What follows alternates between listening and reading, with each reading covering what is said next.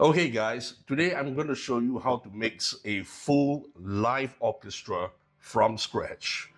I was fortunate enough to have had some money to record a real live full orchestra for this piece that I wrote. It's called Dogma, and it was performed and recorded by the very wonderful folks at Budapest Scoring Orchestra. I think they really did an excellent job, and I just want to thank you guys again. So anyway, let's get started, shall we? Okay, as you can see here, these are the raw recordings that I've received from Budapest Scoring.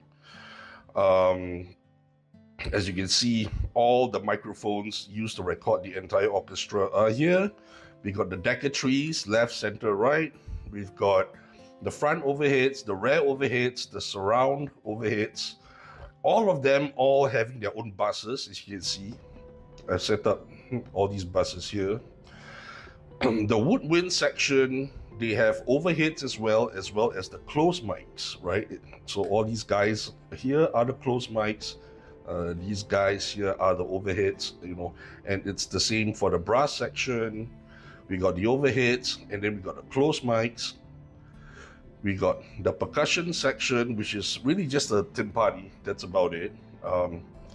We have a harp, we got piano, and obviously we have the strings. Now, the first violins are all bussed to one bus, the second violins bussed with their own, so on and so forth. The viola, the cello, and the contrabass. Okay, so here's how the raw recording sounds, okay? No EQ, no compression, no reverb, nothing, no panning whatsoever. Here's how the piece sounds, raw.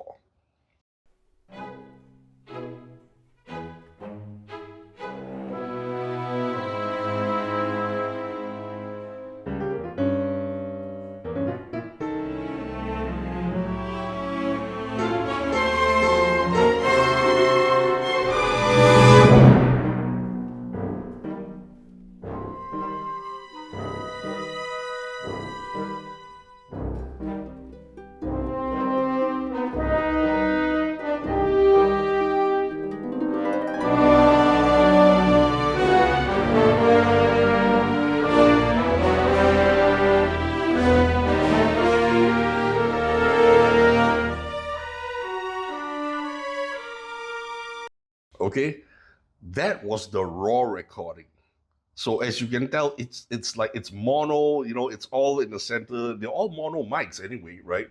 So this is raw from scratch. Yeah, I know it sounds like shit, right? Not the players. The players played beautifully, right? It was well recorded with great mics. The hall is relatively dry sounding as well.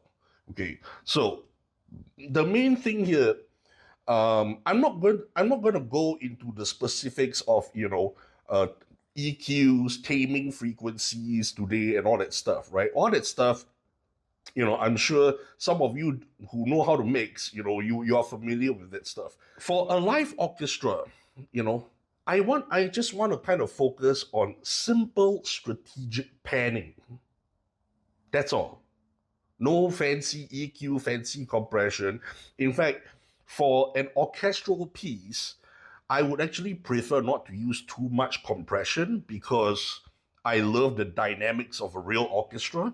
So maybe the only kind of compression I would use is on the master bus, right? But that's for later, right? I'm not even going to get into mastering as well. Today, I'm just going to kind of show you guys how do you get a full stereo image of an orchestra, a live orchestra, and you get some depth from it as well, right? So, okay, as you can see here, everything is all untouched. So we have our decker trees, right? Left, center, right. So obviously, the left, we pan to the left, center, we leave center, and then we pan to the right. Okay, so let's hear how that sounds for the decker trees.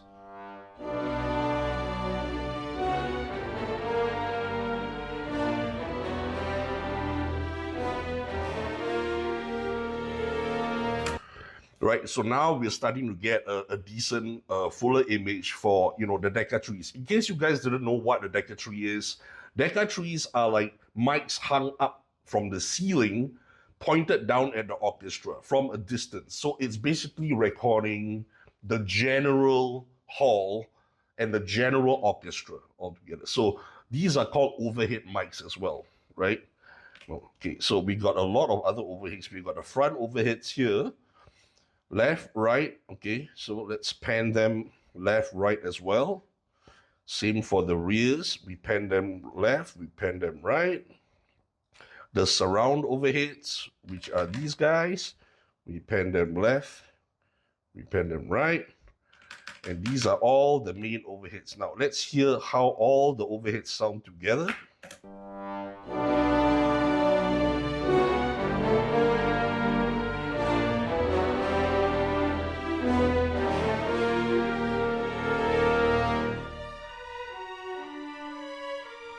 Nice. See, just simple panning, right? Left, right. Yeah, I know. Some of you guys are a big deal.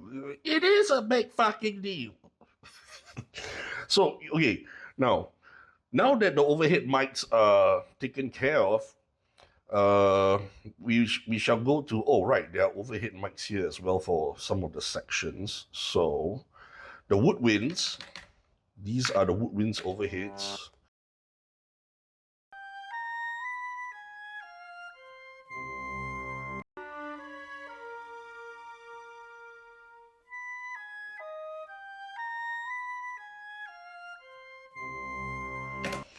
Okay, so the overheads, we will pan left and right as well. And so now we have nice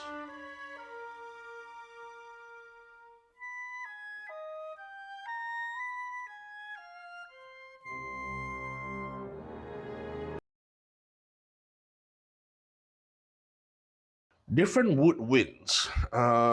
Okay, now here's where the strategic panning comes. Okay, now before I get into the details of which guys should go left or right, or how much left or how much right, my main concern is the bass section of the orchestra, right? Which means the guys who are playing the lower notes, the lower registers, right? For an example, the trombones to the tubas, right? Let's see.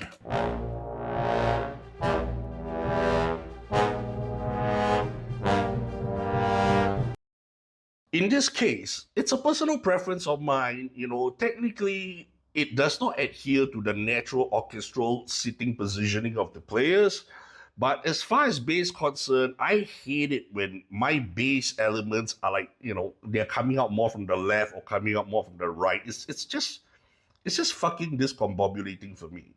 So I'm just gonna break the rule, the natural orchestral sitting arrangement, sitting positioning rule. And as far as the bassier instruments are concerned, like this guy, the contrabass, I'm not gonna pan the contrabasses slightly to the right, like in a natural orchestral position. Instead, what I'm gonna do is, okay, we have 3 bass players here, right? Now, what I'm gonna do is these 3 bass players. What I'm gonna do here now is I'm gonna pan one about 50% left. The center guy, I'm gonna leave it center, and the other guy, I'm gonna pan about 50% right. Okay, so here's what they sound like now.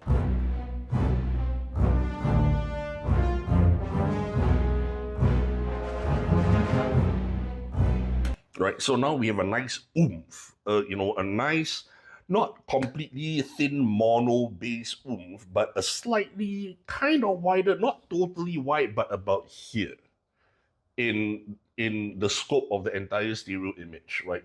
The reason why I don't want to make the basses far left and far right is because I also want to make room for the other guys who are of the higher register, and also because bass instruments, they sound more anchored if they are not too wide, maybe about here, not here, not here, about maybe here. That to me would be a good anchor.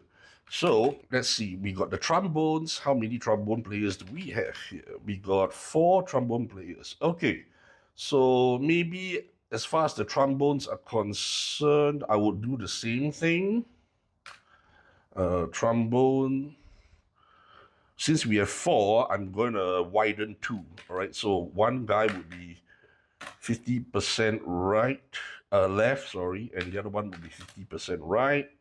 The other 2 guys, maybe I would put 20% left and 20% right. Okay, so let's see how the trombone section sounds.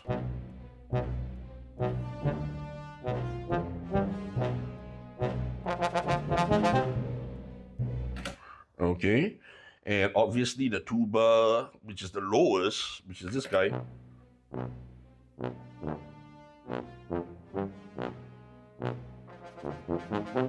Right, I'm gonna leave this guy in the center, right? So if we combine the bass guys of the orchestra, which is the trombones, the tuba, and the contrabasses together,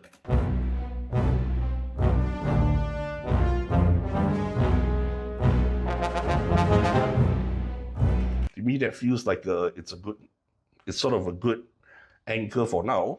Overheads, we've already spread them out. Now let's go to the flutes. Okay, so we got 2 flutes.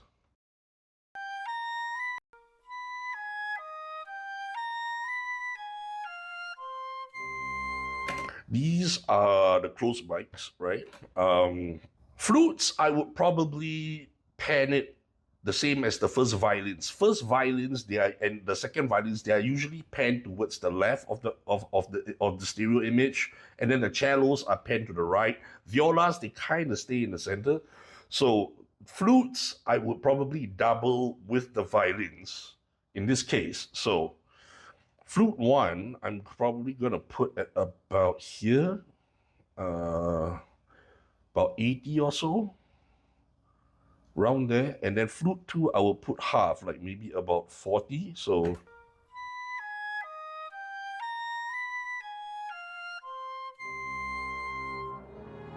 okay, and then the oboes, we got 2 of them as well.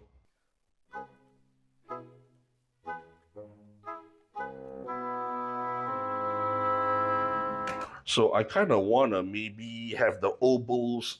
So the flutes, we sort of pan a bit to the left.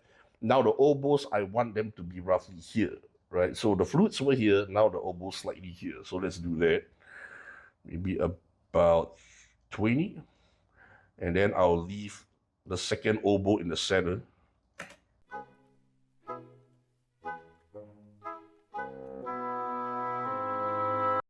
Right, and then the clarinets.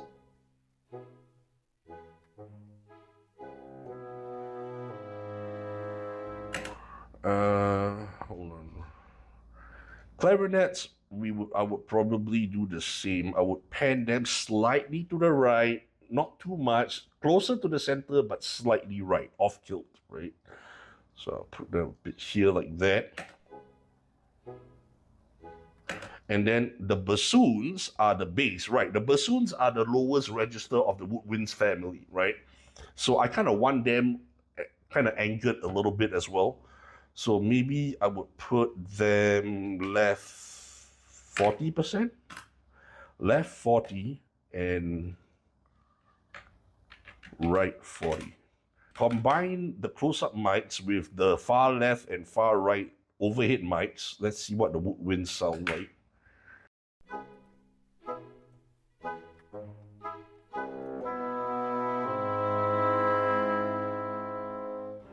Nice, nice. Now we're kind of getting a little spread, you know, different parts of the stereo spectrum for the woodwinds. And as far as the brass goes now, let's see, we got 3 trumpets, three trumpets, horns. Trumpets, I'm inclined to kind of pan. Okay, let's try it. Let's try it. We got 3 trumpet players. Let's pan one of them far left, one center, one far right. Let's see how they sound.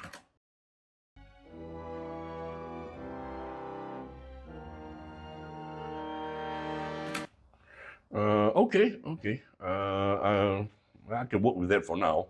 But the main highlight brass of the entire brass section are the French horns for this piece, right? So let's check out the French horns here.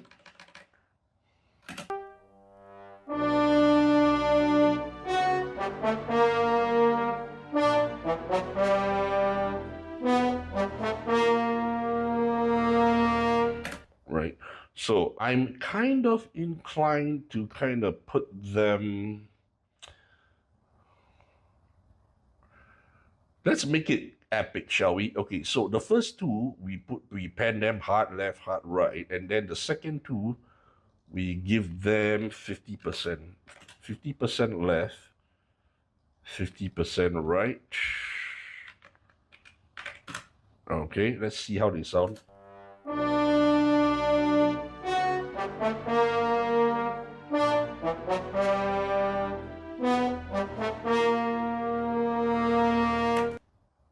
Okay. Don't forget, in addition to all these closed mics, we have the overhead mics, which are already pan far left, far right, which is the overall ambience of the hall and the whole orchestra, right? So, it depends. If you really like a nice white image, you can pan everything left and right. But you see, the problem is if everything is white, nothing is white, right? If everything is, narrow, nothing is narrow, you know, so this is what I mean by strategic panning, right? Okay, the trombones and the tubas are really taken care of. Now, as far as the percussion goes, let's check it out.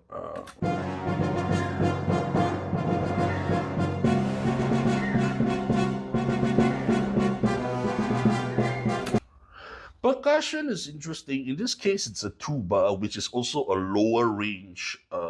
It's playing the lower range of the piece.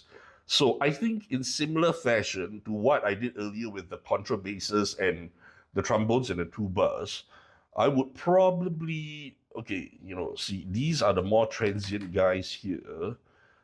They bang quite solid here for these two mics.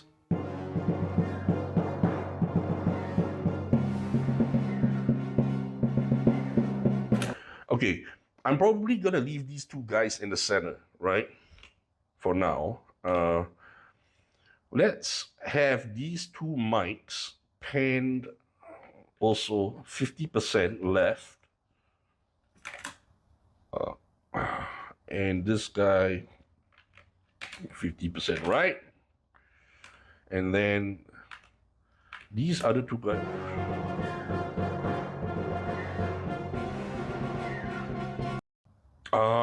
Okay. They sound more distant, actually. Since they sound more distant, I think it's fine to pan them extreme left and right. Sort of like for ambiance sake, so let's pan them complete left and then complete right. And then these two guys, we live in the center. Okay, let's hear how that sounds.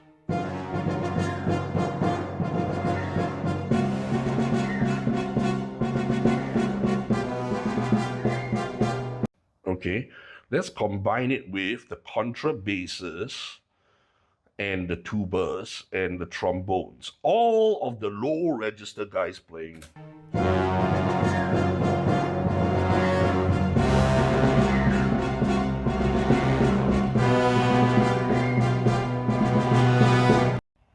Cool. Yeah, I got no problem with that. Okay, now obviously we got our harps, we pan them hard left, hard right, because these are close-up instruments, right? So here.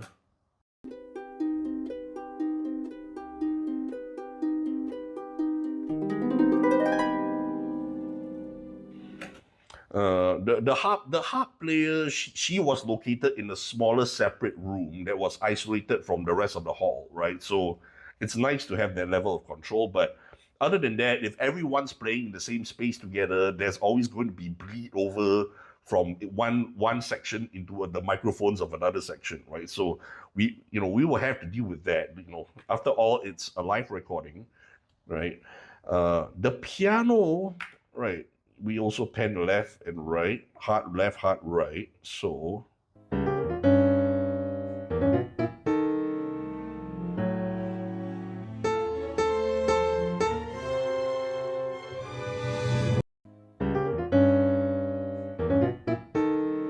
right, okay, that's fine. Now the trickier part would be the string section. Now with the contrabasses, I've already, three of them, as you can see. One is panned 50% left, one is center, one is 50% right. Now, cellos typically in an orchestral mix, they are panned to the right, right? So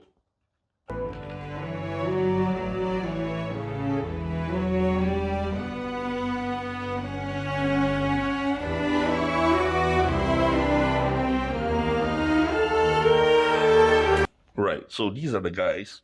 Um, I could pan them individually, but let's try and use Steinberg's combined panner. All right, so like this is my cello bus, right? The combined panner. So I'm gonna pan about maybe 25 here, about there. Let's see.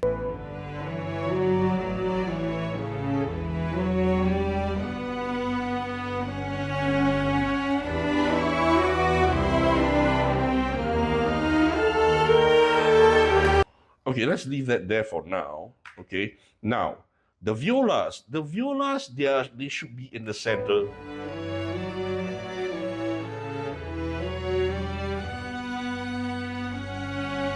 Right, I would probably maybe have them at about, okay, individually. We have four viola players in this section. Let's pan one, maybe 40% left. No, sorry, 25% left. Right, so this is what I call strategic panning. The other one, 25% right. These guys maybe could be in the center. I don't know.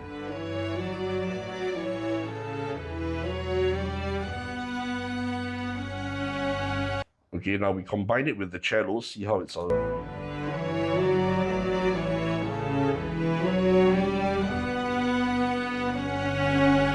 Okay, now as far as the first violins go, again, I'm going to use the overall combined panner on the bus for this guy right here.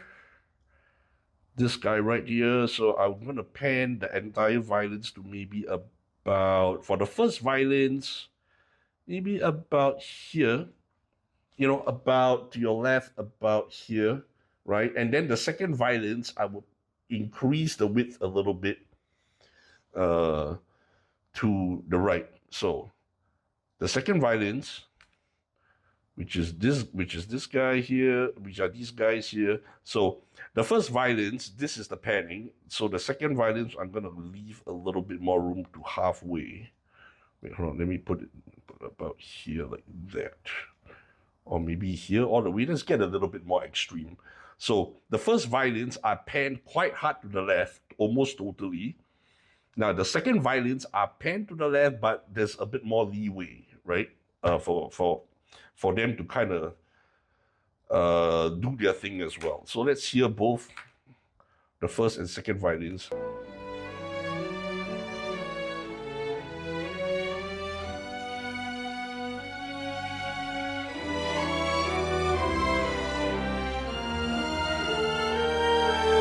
Let's hear the entire string section now that we penned it.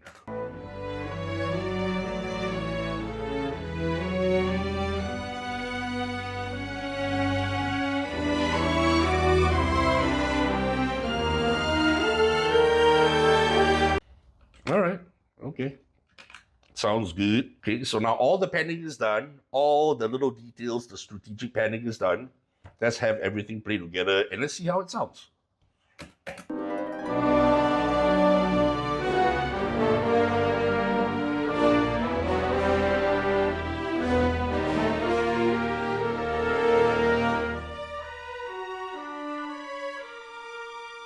Much better, right? Okay, so that's it. Actually, really, there's going to be a lot of other things that we're going to have to deal with this mix. Problematic frequencies, taming harsh frequencies here and there. I wouldn't I wouldn't go too crazy on compression for an orchestral piece because I want the dynamics to really shine, right?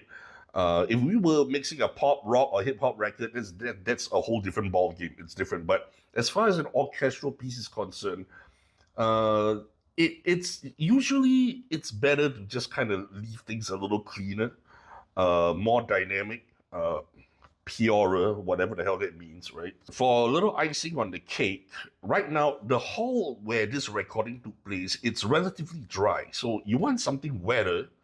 What I'm gonna do is I'm going to bus all of the overheads, all of the main general ambience overheads, which are these guys, the decker trees, the front overheads, the rear overheads, the surround overheads. I am going to bus them to a reverb now. Now, since these overheads are already the sound of the hall itself, we don't need a plugin that also kind of mimics the sound of a hall, like Altivert, right, in this case. So I'm looking more for a plugin that just gives extra tail, extra wet reverb, right? So I'm going with Cinematic Rooms for this one. Okay, there we go. Organize my track placement a little bit, and let's hear what the overheads sound like.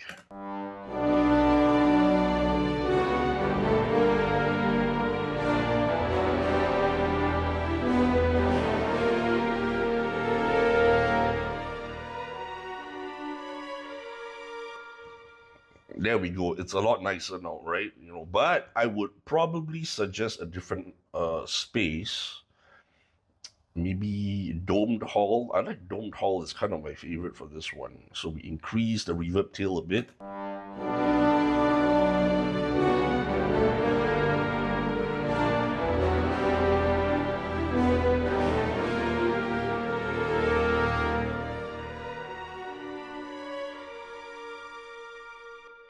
Okay, sure, that's fine. You know, yeah, there's also going to be a lot of accumulated mud in the build-up, in the base, right? So I mean, for those of you who are sticklers for that, you can always kind of filter out the reverb, the low end of the reverb itself. If you guys don't want any low end crap, you can kind of.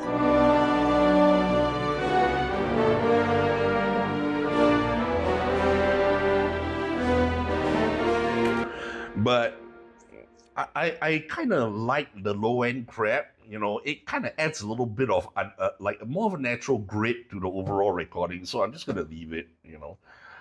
Overall, the mix now sounds a bit too bright. I would probably on the master bus. Hold on, let's play back the whole thing.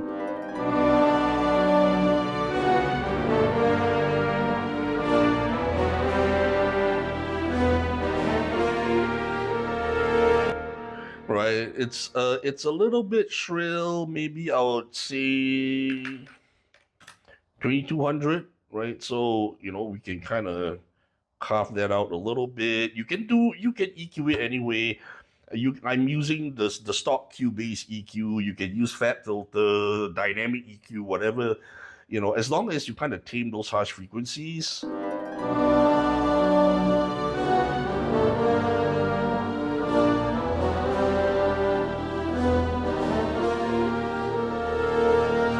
Right?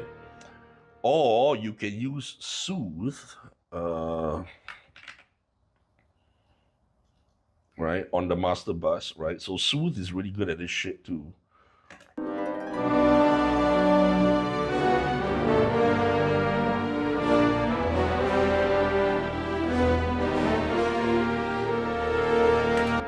Yeah, so yeah, you get the idea. I'm not gonna bore you guys into how to EQ and all that stuff today. The main thing about mixing a live orchestra from scratch with the raw recordings, lies in the panning, right? So if you guys see, look at the way I've done my panning for like all of these instruments. See, as you can go across the mix console, or look at the way the flutes are panned. You know, first flute really left, second flute kind of left, oboes almost not that left, you know, and then oboes full center, clarinets kind of right, a bit more right, you know, and then bassoons left and right equal, you know, for the lower registers of the whole piece, you know. So, you know, it's all panning, you know. It's all about it's all the way you pan your elements, you know. Yeah, what's the big deal? Panning is so simple. Yeah, well, you know.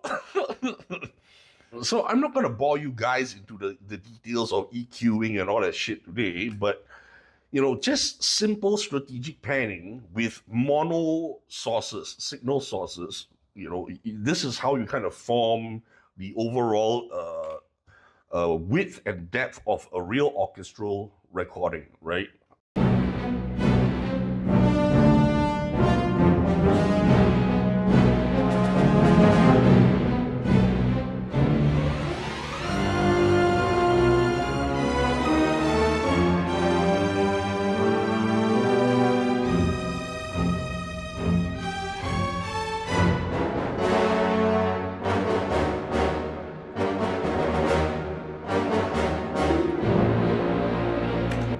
You know, now if it's a little bit too reverby, you know, just adjust according to taste, right? You know, so I got my reverb here, cinematic rooms. Maybe I can just dial it down a little bit.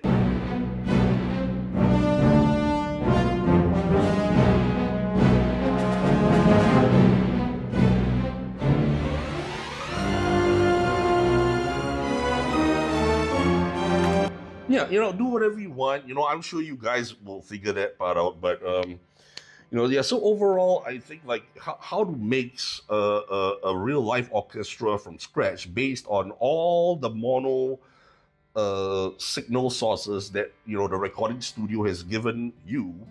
Uh, I would say panning, right? Just panning, panning, panning, panning, and panning.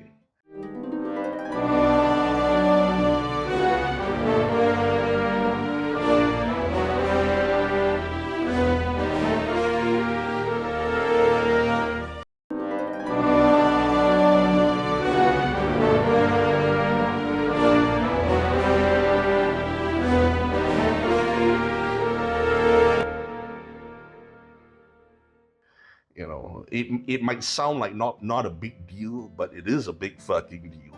You know, so that's it. I'm not gonna bore you with any more other ways of mixing or whatever. Um, if you guys want to hear the final actual result, it's already out. There's a live video recording of the whole performance. It's on my YouTube channel. Check it out. Peace.